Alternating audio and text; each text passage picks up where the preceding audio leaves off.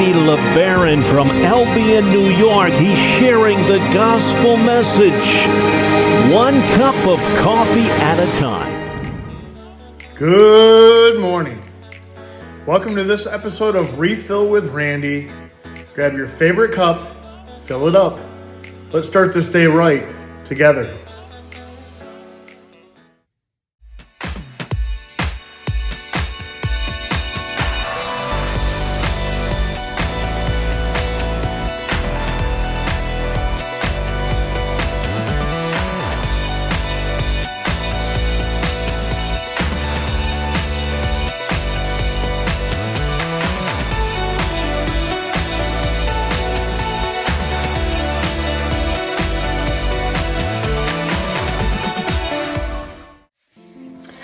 Well, good morning. I thought maybe we'd do things a little bit different today. I am not a singer, but I do appreciate the chants that take place when I visit the Abbey of the Genesee, and I've actually purchased one of the psalters there some years ago. And every now and again, like to use it as part of my devotional time. And so I'll put the words up here on the side, but I just simply invite you to join me in chanting Psalm 121 this morning. I lift up my eyes to the mountains, from where shall come my help? My help shall come from the Lord, who made heaven and earth. May he never allow you to stumble. Let him sleep not your guard. No, he sleeps not nor slumbers, Israel's guard. The Lord is your guard and your shade. At your right side he stands.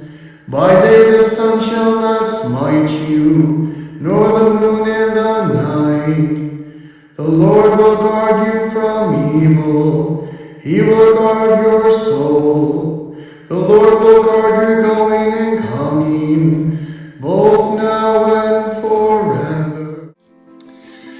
There's just something comforting, not only about the Psalms themselves, but for me, just singing them out, chanting them, whatever you want to call it, putting some melody to them. And that particular psalm, Psalm 121, that's one that I often use when I am doing a committal service. In other words, when it's time to lay someone to rest and bury them, because it reminds us that God is always watching over us, that he doesn't sleep, that he will guard us, and he'll guard our steps both in this life and in the next. And this last month of October, it's been a little overwhelming. I've had double-digit funerals. I've sat with people who have lost loved ones, fathers, mothers, sisters, a brother, two spouses,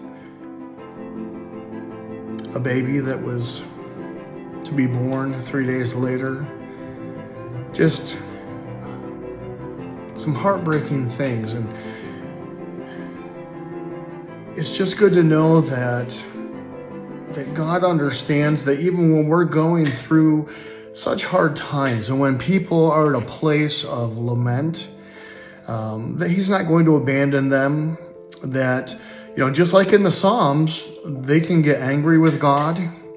They can ask him questions like why. They can be sad and they can cry out. That's what a lot of the psalmists do. But in the end, as they open themselves up to God in this very real way, it gives way for God to be able to speak truth to them and remind them that he will never leave them nor forsake them. That even though we live in a dark and broken world where unfortunately there is sin and there is death, And it's not always a one-to-one ratio. In other words, I did this and so this happened to me. Kind of like, Job. Job did not do something and then God all of a sudden took everything away from him. We see behind the scenes a little bit in his scenario. But sometimes we experience loss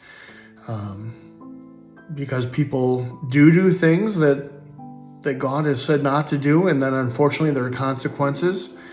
But oftentimes it's maybe others, even those who are distant in the past who have done things, going all the way back to Adam and Eve, that have caused sickness in this world. The reason why cancer exists, the reason why there is trouble when in labor, and makes it hard when delivering a baby, the reason why we have to experience death in the first place. And so I just want to remind people today that you need to be real with God. Tell him your feelings. Tell him when you're angry. Tell him when you're sad. Tell him when you're happy. Tell him, when you rejoice. Tell him, anything, all emotions. They are all valid. But then allow God to speak into your life and into your heart. Just sit before him and be reminded of the fact that he is the God who was and is to come, both now and forever. He does not sleep,